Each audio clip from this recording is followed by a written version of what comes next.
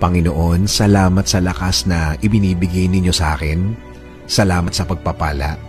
Salamat sa lagi kang nakahanda na ako'y tulungan palagi. Alam kong lagi kang nakasuporta sa akin.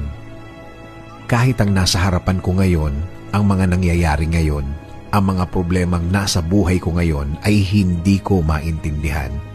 Kahit na ang tingin ko sa sitwasyon ko ngayon ay napakagulo. Sa iyo pa rin ako aasa, sa iyo pa rin ako kakapit because you said in your word that you will always be there for me with a helping hand. As a father to me, I thank you, Lord. Hindi ako manghihina sa mga bagay na to. Hindi ako mawawalan ng loob, hindi ako matatakot dahil naniniwala ako na lagi kang andyan para ako ay sagipin sa mga problemadong araw tulad ng mga nararanasan ko, Panginoon.